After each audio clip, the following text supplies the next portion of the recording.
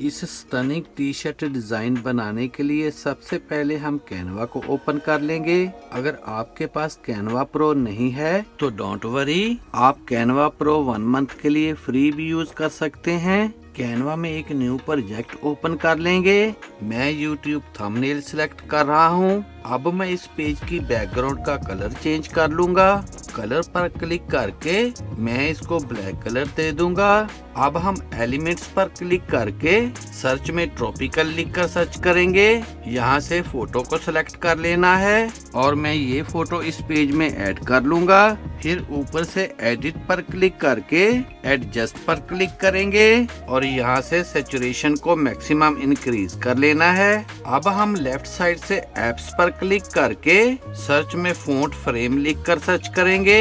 इस ऐप को ओपन कर लेना है और यहाँ इस बॉक्स में आप अपना कोई टेक्स्ट टाइप कर सकते हैं। मैं यहाँ सर्फ टाइप कर रहा हूँ। फ़ॉन्ट पर क्लिक करके आप यहाँ से कोई भी फ़ॉन्ट चूज कर सकते हैं। मैं यहाँ से एंटन फ़ॉन्ट सेलेक्ट कर रहा हूँ। अब यहाँ से सेटिंग्स पर क्लिक करके मैं इसकी लेटर स्पेसिंग को थोड़ा सा इंक्रीज कर लूंगा और नीचे से आउटलाइन के बॉर्डर इफेक्ट को रिड्यूस करके 0 कर लेना है और इमेज जूम को थोड़ा सा इंक्रीज कर लेंगे।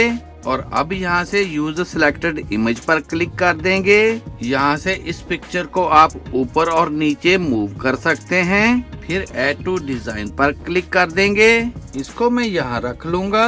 अब मैं इस टेक्स्ट बॉक्स में वेव टाइप कर लूंगा और इस बैकग्राउंड वाली पिक्चर को मैं थोड़ा सा यहाँ मूव कर दूंगा। अब वर्क स्पेस से इस पिक्चर को सिलेक्ट कर लेना है। फिर लेफ्ट साइड से यूज सिलेक्टेड इमेज पर क्लिक कर देंगे। फिर ऐड टू डिजाइन पर क्लिक कर देंगे।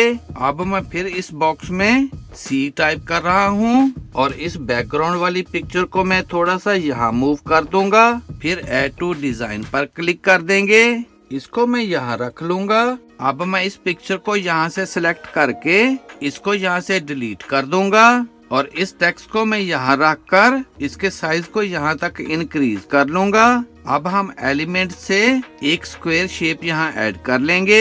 इस शेप को उठाकर मैं यहाँ इस लेटर के ऊपर रख दूंगा। फिर कलर पर क्लिक करके मैं इस शेप को ब्लैक कलर दे दूंगा और इस वेव टेक्स्ट को रिड्यूस करके इसको मैं -90 डिग्री पर रोटेट कर लूंगा और इसको उठाकर इस शेप के ऊपर रख दूंगा। फिर इस टेक्स्ट पर राइट क्लिक करके लेयर को सिलेक्ट करेंगे।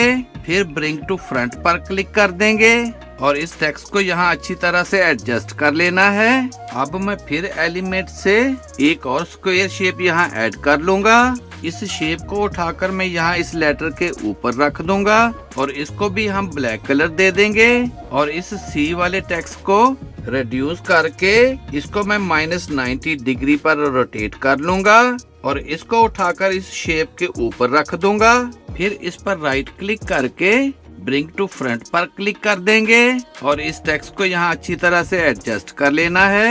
And then we have it. Here is the final result. Video अच्छी लगे तो सब्सक्राइब करें मेरे इस चैनल को और वीडियो को ज्यादा से ज्यादा शेयर कर दें। See you in the next video.